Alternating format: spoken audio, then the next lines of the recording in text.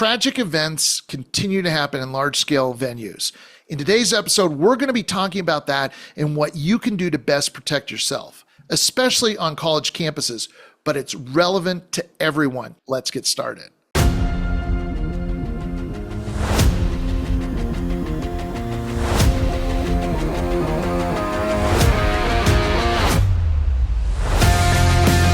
From the front lines of violence prevention, digging into the details that matter.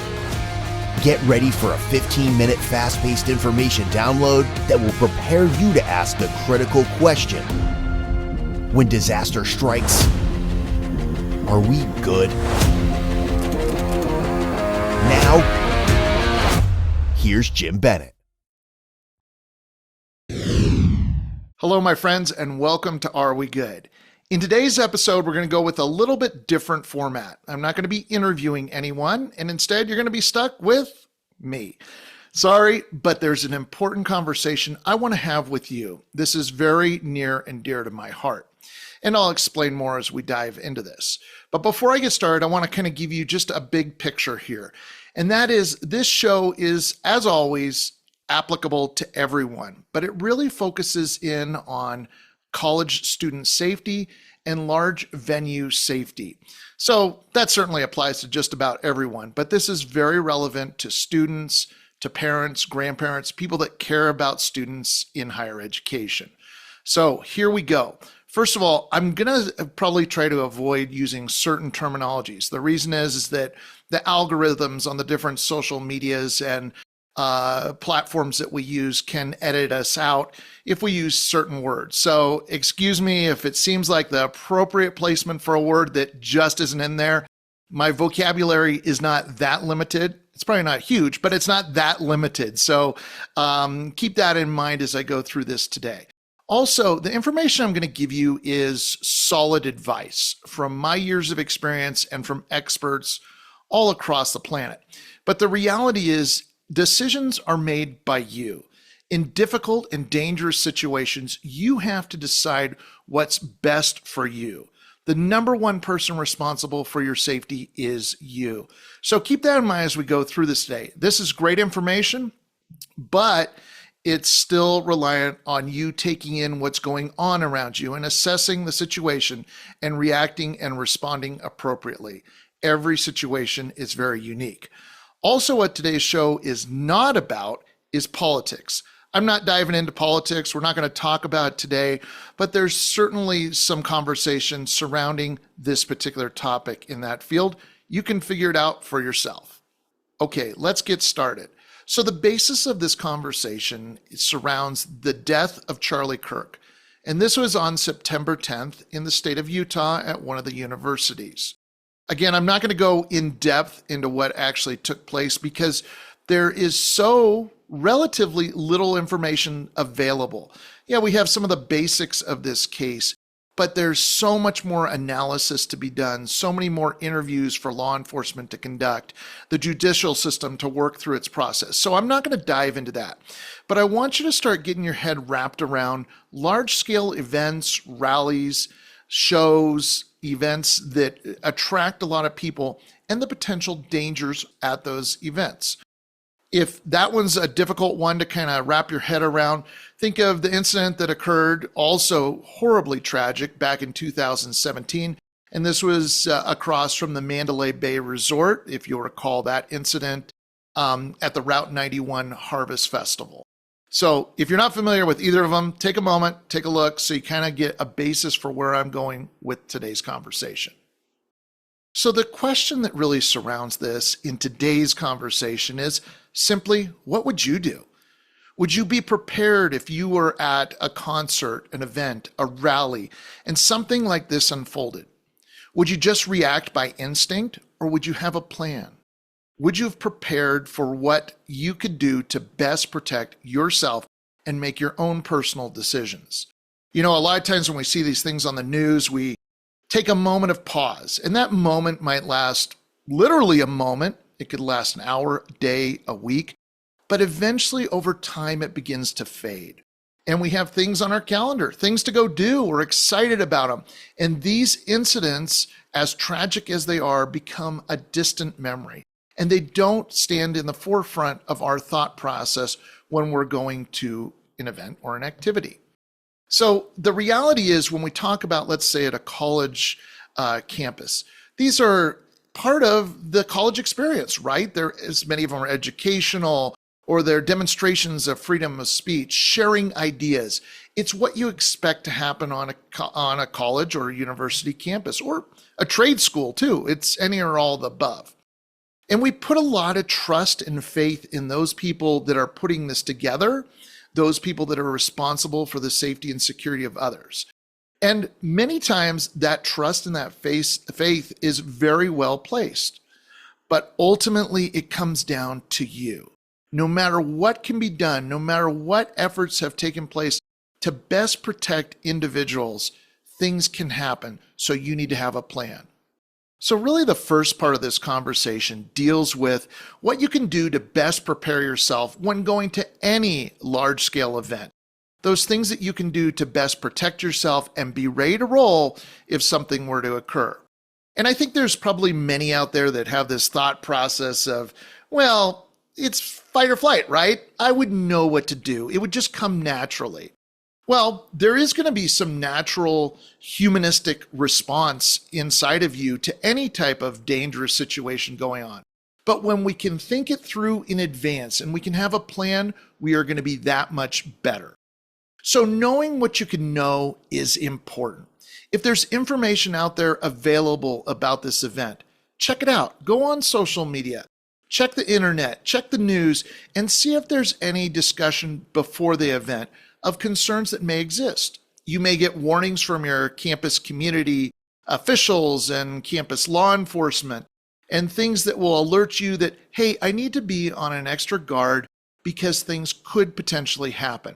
So pay attention to the information that is available to you out there before you make that final decision to go. Make sure you're prepared with having the campus telephone number for emergency services. If they have a police department, their police department in your phone. Certainly 911 is going to be your best default number to call, but having those other numbers available is very important. Have an idea of the layout, where you're going. If you've never been to that part of campus or that building or that room, maybe stop by for a minute, check it out so you can kind of get the lay of the land. And certainly there's always a great idea in just simply telling people, hey, I'm going to this event, just so you know. So you've arrived, and where you plant yourself can make a huge difference. Now, sometimes we don't have choices, right? Because there are assigned seats or assigned areas that we have to go to. But in those instances where we do have a voice, maybe it's before the event where we pick our seat or our section, or it's once we get there, can absolutely make the difference. So I want you to think of it this way. When we look at, let's say, a large crowd of people, if you're in the middle of the crowd, there's layer upon layer of individuals between you and an exit way. Well, all those people have to get out of the way before you can get to that exit way. So in most cases, that's probably not the best position. Certainly some people can argue and say, wow, there's a lot of insulation between you and the rest of the world, right? But the reality is the best choice is to not be in the dead center there, to be in a position where if you need to escape, you can easily do it and you don't have to fight through layers and layers of crowd.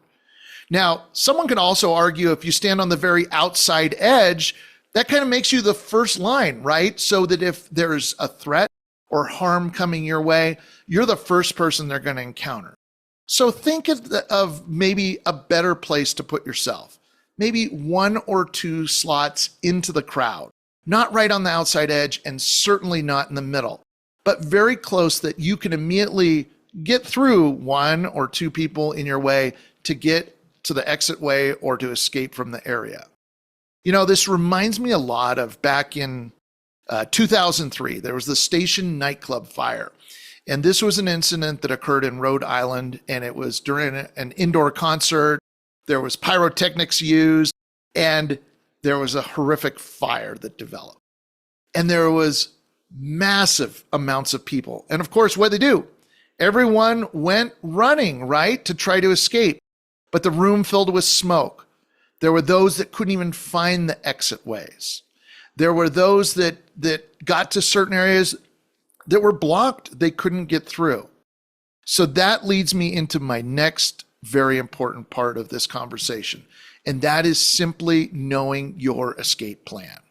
From the moment you get there, even if you are super familiar with the facility, scope out those exit ways. You may think, hey, I came in that door, I can leave out that door.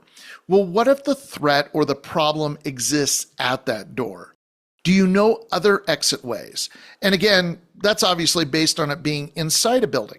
Think of it on the outside. Are there fences or walls or stages that could be preventing you from exiting in a certain direction?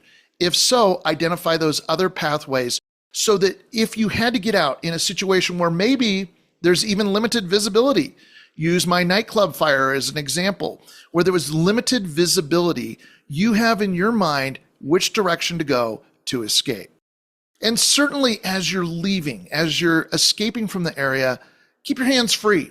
Because you may get knocked over, you may have to move things, you may have to open doors. And if you're busy carrying backpacks and all those other things, that's just going to make it much more difficult for you to escape. So leave your materials, leave your backpack, leave your stuff, and get out of there as fast as possible. So this obviously leads directly into that terminology we've heard for years now: run, hide, fight. Now, there's many variations of that out there, but they all kind of follow the same philosophy. And that is simply, if you can escape or run or walk, whatever your mobility level is, get out of there. If you can't, then you need to go into a form of hiding to best conceal and protect yourself from any of the threats that exist. And finally, fight. And that's kind of intermixed with all of that, right? If you are trying to escape or you're trying to hide and you're found, there could be a point where you have to fight, and you have to have your mindset in advance of what I may do to best protect myself.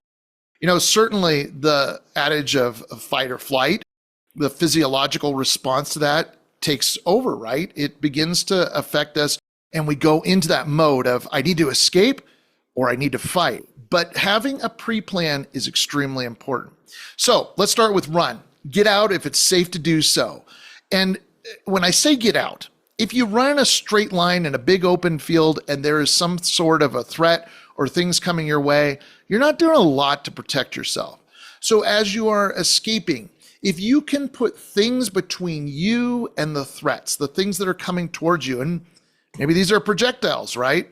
Think of big, heavy things like those big, heavy doors that are being shut behind you, or pillars in a building, or let's say if you're outside, large boulders or cars, things like that that put something between you and what could be coming from behind. And certainly when we think of it, the most valuable part of our body in a situation like that is our head, right?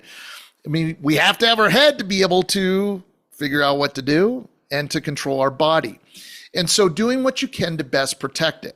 Now, you do got to see where you're going and be fully observant and looking around, doing that 360-degree check. But protecting it as much as you can by putting your hands or your arms over or around it as you're running is a good idea. It doesn't necessarily mean it's going to stop everything, but it could be impactful and reduce injury to you. And certainly once you get outside, here's one of the big things that happens a lot. People want to watch, right? I'm out. I'm going to turn around and watch this unfold. That's about the worst thing you can do. I want you to continue to run. I want you to get completely out of the area.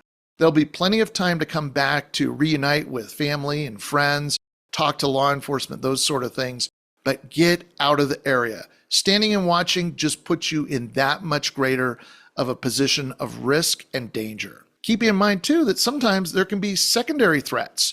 You get outside or you get out of the immediate area of situations, but there's still more that can happen out there. So as far as you can get away is the best. So let's talk hide for a minute. So you're trying to get out of there, but you realize, hey, I can't safely do this. What am I going to do? You may have to go into a hide mode. It might be partially where you're at or somewhere close by. But this is when you just can't escape. You're weighing those options. And again, no one on the planet can give you the absolute definition of when to run and when to hide, because you have to make that decision. You're taking in all that's going on around you and making the best possible decision.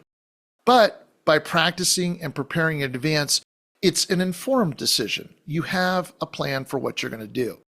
So think of this when you go into a hide position. Certainly you want to conceal yourself, right? You want to be in a position that no one can find you. Isn't that the point of hiding?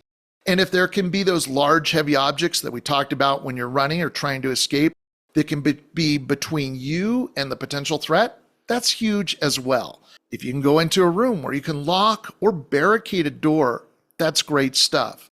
And certainly, again, sticking on the theme of hiding, making it look like you're not there. If your phone is blaring away with messages and the ringers going off, or you're maybe watching the news unfold, or the lights are on, or the window coverings are open and potential threats can look right in and see you in there, that's not part of hiding.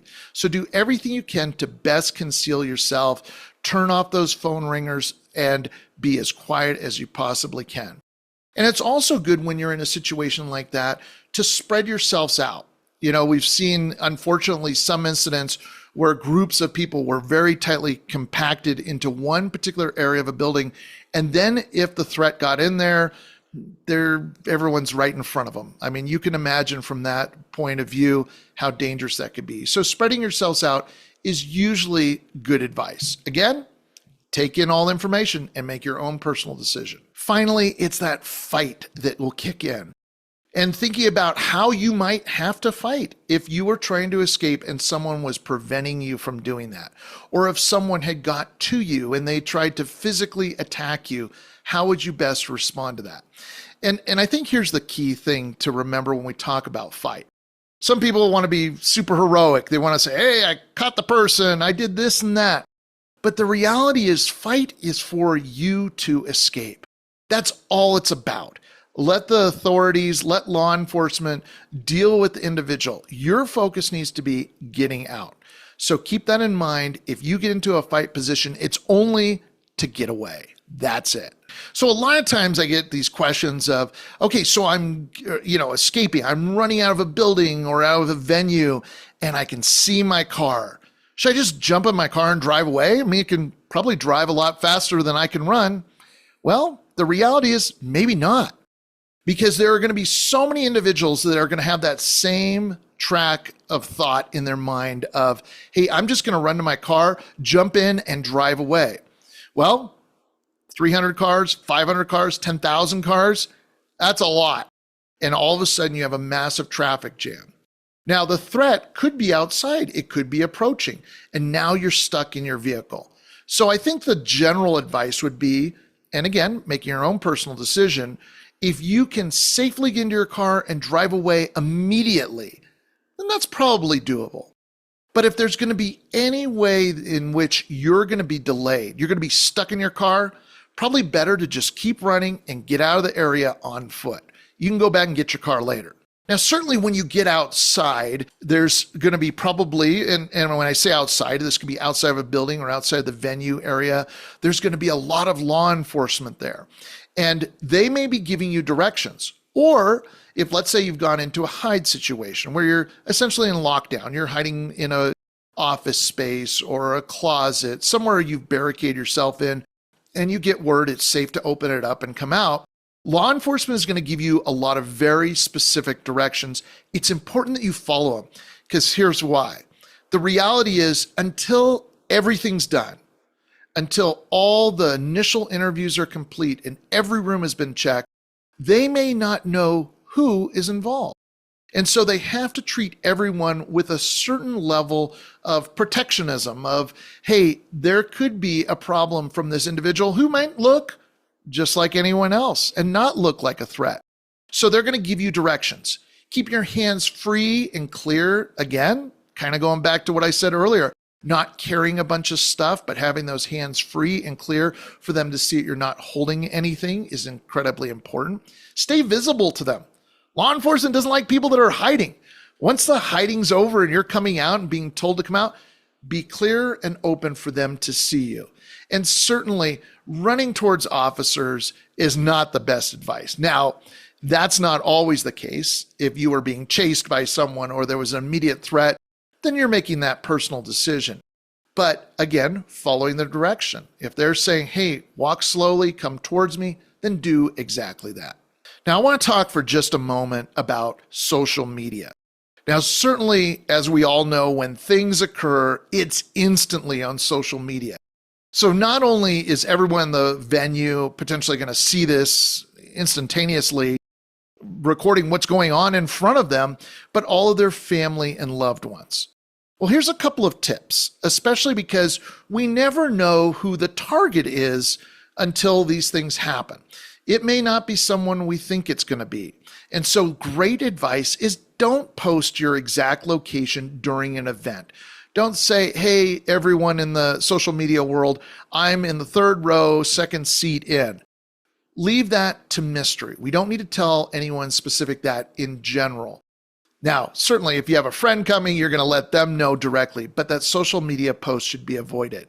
And sometimes that real-time info can also be dangerous. I mean, we've seen in incidents where people during very tragic mass incidents that they've been texting and they've been sending out social media messages of exactly where they were. Again, there's those people that should know and there's people that shouldn't know. When you're doing it in a very big environment such as social media, there's always that chance that the wrong person's going to see that and put you at greater risk. So let's talk for a moment about situational awareness. And this is when you get there during the event and even as you're exiting, whether it's an emergency exit or it's just the end of the show. Being aware of your situation is extremely important. You know, over the years, I've talked to so many individuals who've been victims of crimes, and there's a select number of those people that have said to me, I just knew something was wrong. I was concerned. And of course, my questions are, well, did you see someone? Did you hear something that worried you? And some did, and they didn't react. They just kind of discounted it. And others said, no, it was just something inside.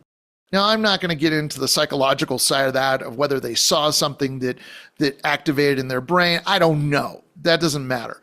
But the reality is being aware of your surroundings and doing what's right is so important. If you see concerning behaviors, you hear things that are worrying you, take it for what you have. And that is, it's probably time to leave, or at a minimum, to be hyper vigilant on what's going on. We are built with those systems that warn us and alert us when things don't seem right. Take advantage of it, pay attention to it, don't discount it. Okay, and here's another tip for you, and that is look around. You know, I talked about the 360, but here's what happens, is that many times all the events, all the activity, the show, we're focused on it, right? We're paying attention to what's up in front of us, and we're not really looking around behind us. Take a moment every so often to just turn around and take a look. I get it. It's going to feel super weird. Someone behind you is going to be like, can I help you?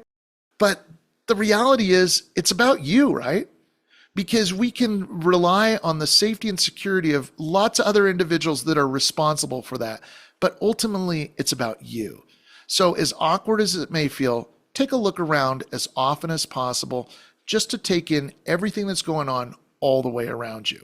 In many incidents, we hear these incredible stories of heroes, individuals who put others before themselves. In some cases, sadly, they've sacrificed themselves for the safety of others. But those are decisions that are made many times spur of the moment, while the individual is taking in all that's occurring, and they're looking at the totality of those circumstances and how best they should react and what they feel is the right thing to do. But I want to be sure that you are grounded in the thought process of, I'm responsible for my own safety. I need to do what I can to best protect myself. If you decide to take other actions, That's your personal decision, but make sure that you are putting yourself at the forefront of your decision-making process. Now, also in these kind of incidents, there's always times where people take more of a leadership role. And this could be for a variety of reasons. Now, certainly, if they're supposed to be the leaders, such as emergency services, that's one thing. But I'm talking about other individuals who aren't necessarily there to protect others or to respond to emergencies. You may be that person because you are demonstrating to others that you have a plan, that you've thought about this in advance, and you know how you're going to react. And certainly, when talking to individuals or they're asking you, what should I do? Sharing your advice is fine. But these are split-second situations. Again, you need to be responsible for yourself. If they decide to follow your actions or they look for just a quick, which way is it to the exit, and you're giving them that information, or you're sharing with someone who's actually unaware of what's going on because they're in a different room, or maybe they have their earbuds in, whatever it might be, that's great stuff. But keep in mind that in any type of these incidents, leaders develop, but you still must make your own personal decision. After 9/11, we began saying over and over again, see something, say something. And I think sometimes people kind of almost mock it nowadays. But the reality is, I'm a huge fan of this. I want you to really think of those words. See something, say something. I mean, how many times have we seen on the news where bad things have happened and people are being interviewed and they said, I knew this was going to happen. Oh, I had seen this individual preparing to carry out this heinous act, and they didn't do anything. And there's a lot of reasons for that. And some of them may be everything from, I don't want to get involved, to I don't want to wrongfully accuse someone. Maybe, just maybe, I misinterpreted what was going on. Well, the reality is there's a lot of people that have that mindset in a lot of incidents. Don't be one of those people. If you see something, say something. Take action. If you're in the college environment, report it to the appropriate authorities, the college officials. Most schools have a reporting system, and most also have an anonymous reporting system. If you feel uncomfortable about something, let someone know. Be able to wipe it off your plate and say, hey, I've reported it, whatever they do with it, or if they determine that it has no merit, fine. But I've done my part in protecting myself and others. So as I wrap this up, I want you to think of a couple of things here. First of all, you may be thinking, hey, he's talking just about what could happen at a campus, a college campus, a university campus, a technical school campus. But the reality is it all applies to just about anywhere, which means it applies to just about everyone. So take that to heart, whether you're a college student or not, or you don't even know a college student. That's fine, because this is information that could potentially save your life. If you're a college student, a parent, grandparent, someone who knows a college student, my hope is you're going to check out Safer Student. And here's why. You know, that first week of school, when they arrive, they have an orientation. They get a lot of information. Everything from where's the food to where's the gym to here's your class schedule, here's information you need to know as a student, as well as some information on their personal safety. But as you can imagine, that's just one small component. And many times information is missed. And sometimes it's the most critical of information. Things like how to identify the threats that are potentially on campus, how to respond to a variety of different situations, and most importantly, an opportunity to ask some of those kind of awkward questions. Well, that's what Safer Student is all about. It gives parents, grandparents, and most importantly, students information on how best to identify, prepare, and protect themselves when incidents occur. For your time watching today's show, and I very much appreciate it as always, and would love your feedback, I want to offer you something special. And that is when you go to the saferstudent.net website, if you decide after looking at it's right for your family and you place an order, be sure to put AWG, capital AWG, in the coupon code box so that you'll get a special pricing just for our listeners and viewers. If your head is a little bit spinning from today's show, I get it. There's lots of information. And it's difficult because as much as we want to give you and as much as this information is incredibly valuable to you, it still comes down to you making a personal decision of what you're going to do. But by listening to this, taking into consideration these ideas, these suggestions, these recommendations, you'll have clearer thought when things occur, and you'll have a plan in place that you can activate. So again, thank you for joining us today. Would love to hear from you. Please comment on the show, subscribe to the show, and don't forget that important question to ask every single time before something happens. Are we good?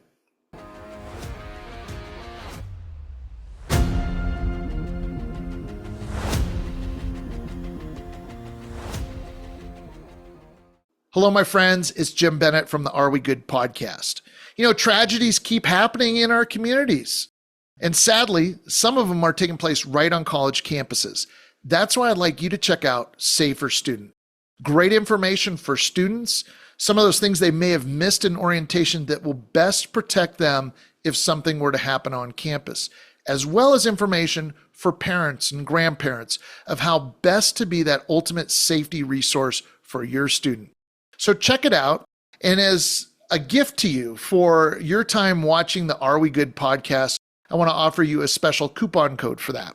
And that is the letters AWG, all in caps. So if after looking at Safer Student, you decide it's right for your family, make sure you put that code in there to get special pricing just for you. Again, saferstudent.net.